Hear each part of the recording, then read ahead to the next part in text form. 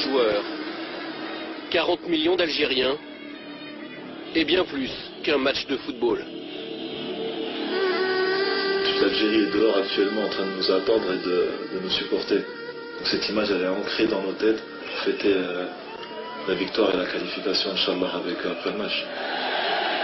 On n'est pas des joueurs, on est des ambassadeurs. Quand on voit qu'est-ce qui se passe, tu te dis c'est bon, c'est pas un match de foot, tu pars en guerre, on dirait, c'est les matchs qui parlent d'elles-mêmes, quoi.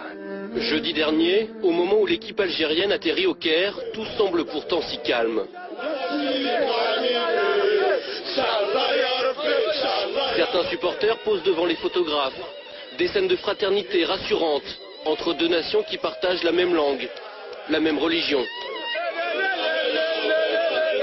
Nous sommes des frères pour toujours. Mais entre l'Algérie et l'Égypte se joue une unique place en Coupe du Monde. Un ticket si convoité qu'il engendre les pires excès. Un piège se prépare. Des supporters égyptiens incontrôlables et des policiers débordés, incapables de protéger les Algériens. C'est la police qui ont frappé là. Ils nous ont attaqués là. Au lieu de nous protéger, ils ont commencé à nous frapper. Ça se peut pas. Ça se peut pas. Moins d'1 kilomètre sépare l'aéroport du Caire de l'hôtel des footballeurs algériens. Un trajet à haut risque, filmé par l'un des joueurs sur son téléphone portable.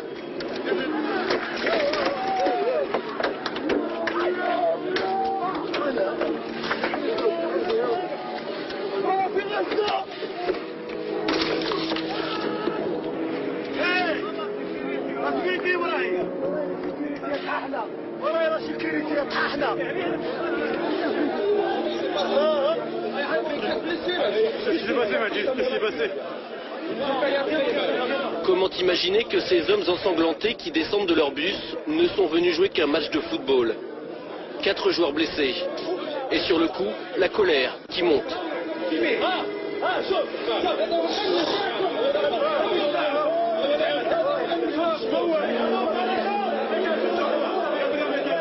Imagine un joueur, il prend ça dans la tête. Imagine. C'est ça le football. C'est ça le football. J'ai vu la pierre qui était bleue, heureusement qu'elle était un peu amortie par le réseau. Et après, je me suis caché. Contre les autres, ça venait de partout. Il y a un morceau de verre qui a pénétré à l'intérieur de la plaie. On attend pour la structurer et qu'il y ait une constatation de la FIFA. Et après, ils te disent, on est des frères. Quels frères? Ça, c'est des frères. Regarde l'accueil. Quel accueil? Ils te disent l'Algérie. Quel accueil? Là, en Algérie, on a touché personne. En Algérie. Il n'y a personne qui t'est touché. Ça, parce qu'ils voient les gens. C'est pas un joueur. Après, ils te disent, on est des frères. On n'est pas des frères. On va la gagner. On va la gagner. On va gagner. On va gagner.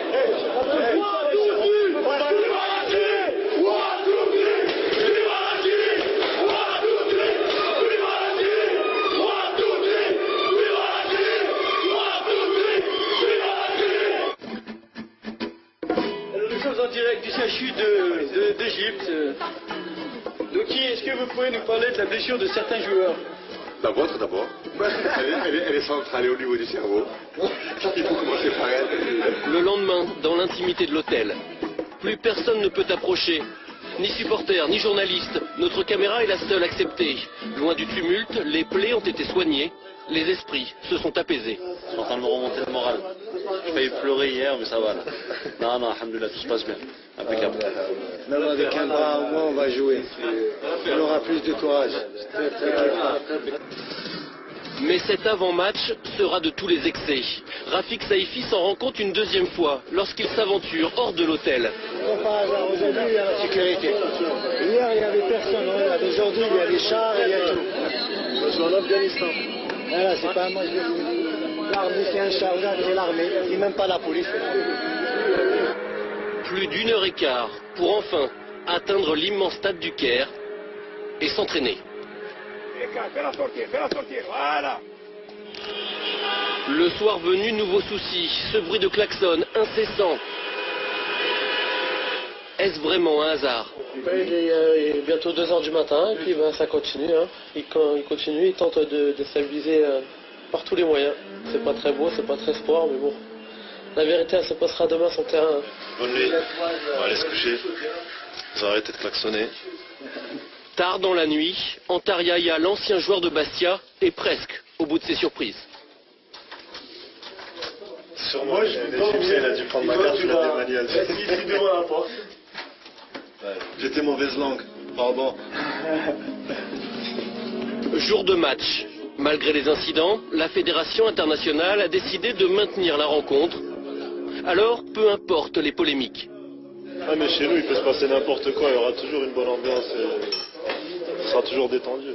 On est prêt pour le match. La guerre.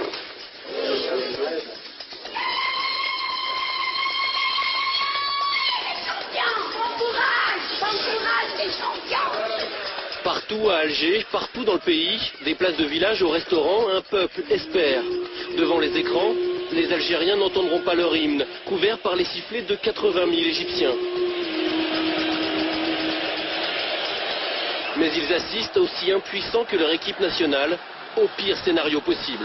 Première alerte dans le périmètre algérien, ça a failli être l'ouverture du score. Et Lounas Gawawi en 2 temps. Le premier but des Pharaons, dès la 2e minute. Une défaite par un but d'écart qualifie toujours l'Algérie. Mais il suffit que l'Égypte marque une 2e fois pour que les deux équipes se retrouvent à égalité parfaite au classement. Tout serait remis en cause, un match d'appui deviendrait nécessaire. On joue la dernière minute du match. C'est bien joué par Bouguera, une fois de plus. Allah sacrifié, Allah.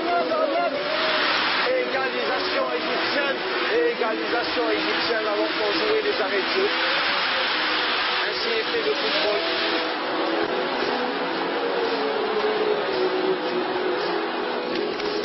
Pendant 95 minutes, l'Algérie a tenu cette participation au mondial qui lui échappe depuis 23 ans. Puis le piège s'est refermé.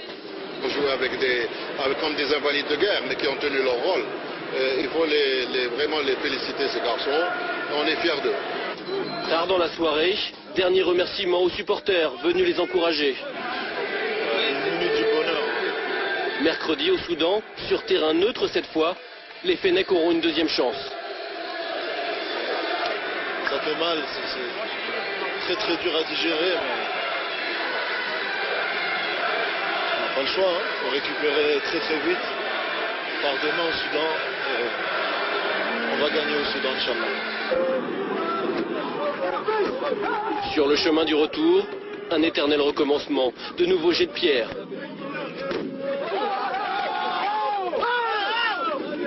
Mais cette fois du fond du bus, malgré la tristesse, malgré la colère, s'élèvent quelques chants comme une réponse aux attaques, comme un signe de plus